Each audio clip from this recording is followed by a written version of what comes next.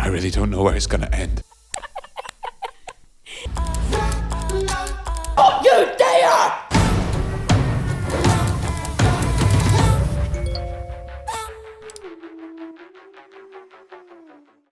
Welcome to explained. आज हम यहाँ पे नेटफ्लिक्स पे आई हुई एक वेब सीरीज बेबी रेनडियर का रिव्यू करने वाले हैं। रिव्यू करने से पहले हम अपने रिव्यू करने का एक अलग से फॉर्मेट हमने क्रिएट किया है, जिसको हम आपको पहले बताना चाहेंगे। फॉर्मेट बहुत ही बेसिक सा है, जिसमें हम 3 चीज़ों को इवेल्युएट करेंगे।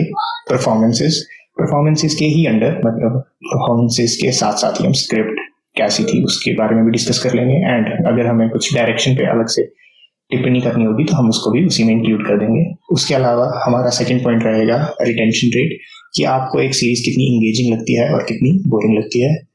थर्ड चीज जो उसमें रहेगी रिकॉल वैल्यू, कि आपको एक सीरीज और एक मूवी कितनी बार अपनी तरफ आकर्षित करती है, कि आप उसको एक बार देखने के बाद दोबारा देखने चाहेंगे या वो सिर्फ आपके लिए एक वन टाइम वॉच है। इन सभी चीजों को ध्यान में रख के हम एक ओवरऑल रिव्यू देंगे उसका। एंड एक फोर्थ और एक यूनिक पॉइंट है, जिसका नाम भी हमने यूनिकनेस ऑफ दैट मूवी और सीरीज की तरह ही रखा है, कि किसी मूवी में या किसी सीरीज में कोई यूनिक टॉपिक होता है या उस चीज को या उस सीरीज या मूवी को एक अलग यूनिक वे में शूट किया गया है।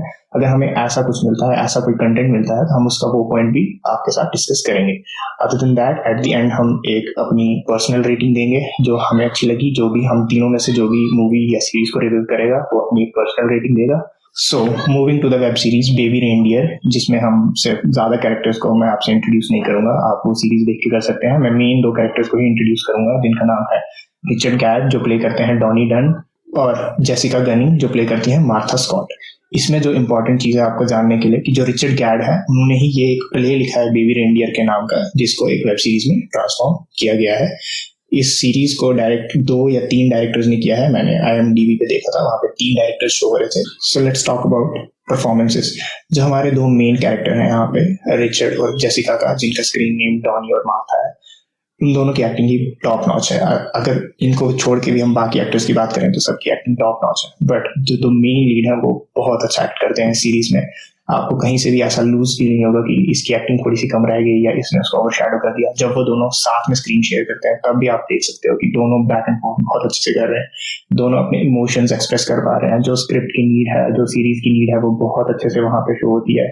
मार्था के कैरेक्टर की डेस्परेशन, डॉनी के कैरेक्टर की उसकी तरफ सिंपैथी फील करना, बट उसी तरह थोड़ा हेल्पलेस भी फील करना, वो सारी चीजें आप बहुत अच्छे से एक्सपीरियंस कर सकते हो, है ना। इनकी एक्टिंग इतनी अच्छी है, मैं एक चीज अगर सही में बताऊं, एक्टिंग इतनी ज्यादा अच्छी है कि मार्था के कैरेक्टर ने मेरे को थोड़ा सा अनकंफर्टेबल भी फील करवाया एंड डॉनी के कैरेक्टर ने मेरे को उसकी तरफ थोड़ा सिंपैथेटिक भी फील करवाया। सो अगर आपको कोई भी एक्टर ऐसा फील करवा सकता है किसी भी वेब सीरीज या मूवी में, that means they have acted very well. Other than that, Donny के कैरेक्टर की एक और गर्लफ्रेंड भी दिखाई गई है इसमें, टेरी नाम की। उसकी एक्टिंग भी बहुत अच्छी लगी मेरे को। अगर मोस्टली मैंने बाकी से साइड कैरेक्टर्स को इंट्रोड्यूस नहीं किया इस रिव्यू में, बट इसकी एक्टिंग मेरे को काफी अच्छी लगी एंड काफी जेन्युइन लगी, सो इसलिए मैंने उसको भी एक शॉर्ट आउट देने की सोची। अदर देन, अगर हम एक्टिंग को छोड़ के स्क्रिप्ट की बात करें तो वेब सीरीज एक प्ले पे बेस्ड है जिसको रिचर्ड गैड ने लिखा है। सो script is very tight of this series. इसमें कोई भी लूज एपिसोड्स नहीं है। ऐसा फील नहीं होता है कि जो सीरीज है उसको ज्यादा एक्सटेंड कर दिया गया है। 7 एपिसोड की सीरीज है। It is completely packed. आप एक एपिसोड से दूसरे एपिसोड पे बहुत जल्दी शिफ्ट कर जाते हो। स्टोरी बहुत अच्छे से मूव करती है। बिल्कुल भी अननेसेसरी इंट्रोडक्शन नहीं है किसी कैरेक्टर का, जो ऐसा फील हो कि अगर फिलर इंट्रोड्यूस किया गया है बीच में। थोड़ा सा जब डॉनी की एक एक्स को इंट्रोड्यूस किया जाता है तब मेरे को लगता है कि अगर उसको ना भी रखा जाता तो स्टोरी पे ज्यादा फर्क नहीं पड़ता, बट अगर ओवरऑल देखें तो उससे ज्यादा भी फर्क नहीं पड़ता सीरीज पे। स्क्रिप्ट सीरीज की बहुत ही कॉम्पैक्ट है, बहुत ही फास्ट पेस तो नहीं कहूंगा, बट इस एक ऐसी पेस पे है जहाँ पे आप बिल्कुल बोर नहीं होंगे उससे। अब बात करते हैं डायरेक्शन की। मोस्टली हमने ऐसा देखा है कि जब कोई एक सिंगल डायरेक्टर कोई इतनी लंबी सीरीज को डायरेक्ट करता है तो हमने मोस्टली ये देखा है कि आप उसके स्टाइल को एक तरह से आप समझ जाते हैं कि उसका स्टाइल क्या है, या वो जैसा आप पहला एपिसोड देखते हैं उसने कैसे थोड़े से टर्न ऑफ इवेंट्स को इंट्रोड्यूस किया, कैसे उनको फॉरवर्ड लिया, कैसे उसने थोड़ी सी चीजें छुपा के रखी, कैसे उसने उन चीजों को फिर सामने लाया, वो चीजें आप समझ जाते हैं। एंड मोस्टली अगले एपिसोड में भी आप उनको इमेजिन कर लेंगे या आपको पता चल जाएगा कि क्या होने वाला है। बट जब एक सीरीज के 2-3 एपिसोड एक डायरेक्टर डायरेक्ट कर रहा है, थोड़े से एपिसोड दूसरा डायरेक्टर डायरेक्ट कर रहा है, तो वहाँ पे एक यूनिकनेस आपको मिलती रहती है। हर एपिसोड थोड़ा अलग सा लगने लगता है, या कुछ एपिसोड्स के बाद जो अगले एपिसोड्स हैं थोड़े अलग से लगने लगते हैं, तो वो लथार्जी नहीं आ जाती है एपिसोड्स में कि आप एक 10 घंटे की सीरीज देख रहे हो जिसको एक ही आदमी ने डायरेक्ट किया है। सो वो चीज़ भी मेरे को इस सीरीज के बारे में बहुत अच्छी लगी। मेरे को हर 2-3 एपिसोड के बाद एक नया पर्सपेक्टिव देखने को मिला, एक नया डायरेक्टर की डायरेक्शन देखने को मिली। सो वो चीज़ भी इस सीरीज के लिए बहुत अच्छे से काम करती है। Let's move to the retention rate. जैसे कि मैंने पहले भी बताया, सीरीज की स्क्रिप्ट बहुत कम्पैक्ट है, स्क्रिप्ट की डायरेक्शन बहुत अच्छी है एंड एक्टिंग भी बहुत अच्छी है। सो ऐसा तो कोई आपको अपॉर्चुनिटी नहीं मिलेगी जहाँ पे आपकी अटेंशन डिविएट हो जाए। सीरीज की स्टोरी जो है वो एक ही पाथ को फॉलो करती है, ज्यादा डिविएट नहीं करती मेन पाथ से। सो आपको ऐसा फील भी नहीं होगा कि ओ ये तो कहीं और चली गई, मैं तो कुछ और देखने आया था, या कोई अननेसेसरी कैरेक्टर्स भी नहीं है जो आपको बोरिंग लगने लगे। हर कैरेक्टर की कोई ना कोई वैल्यू है जो वैल्यू ऐड करता है स्टोरी में या मेन कैरेक्टर की लाइफ में। सो आईड से कि रिटेंशन रेट जो है वो बहुत अच्छा है सीरीज का। मैंने बीच में थोड़ी सी हल्की 10 या 5 मिनट की ओवरऑल सारी स्किप की होगी, वो भी मे बी इसलिए क्योंकि मैंने सारी बिंज वॉच की थी। मे बी आपके साथ ऐसा ना हो। Series can be perfectly watched in 2 or 3 days। आप बिल्कुल भी बोर नहीं होंगे इसके किसी भी एपिसोड में। That is my guarantee. Recall value, क्या मैं सीरीज को कभी दोबारा देखने जाऊंगा? एज फॉर मी, नहीं। सीरीज बहुत अच्छी है, सीरीज बहुत अच्छे से बनाई गई है, उसमें बहुत अच्छे से सब कुछ किया गया है, बट मैं इस सीरीज को दोबारा देखने नहीं जाऊंगा। मे बी उसके लिए मेरा ये रीजन है कि इस सीरीज ने मेरे को बहुत अनकंफर्टेबल फील कराया है। वो जो एक स्टॉकर वाला प्रेमिस है कि आपको कोई स्टॉक करना है एंड आप उसके एक्शंस को लेके बहुत हेल्पलेस है, कोई आपकी बात समझ नहीं पा रहा है and all that.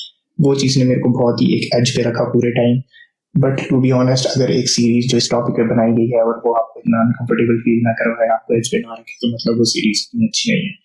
But that doesn't mean कि मैं सीरीज को कभी दोबारा देखूंगा। बट क्या मैं किसी को सजेस्ट करूंगा? फॉर श्योर, उसी के लिए तो ये वीडियो बनाई जा रही है। So in the end, overall review, इसमें हमारा एक और पॉइंट था जो मैंने पहले बताया था, यूनिकनेस। सो यार, यूनिक तो ये सीरीज है। मैंने बहुत सारी सीरीज देखी हैं जिनमें हमें एक मेल स्टॉकर को दिखाया जाता है, जैसे कि अपनी यू करके एक सीरीज देखी होगी, उसमें भी एक मेन कैरेक्टर जो है उसको भी स्टॉकर टेंडेंसीज होती है।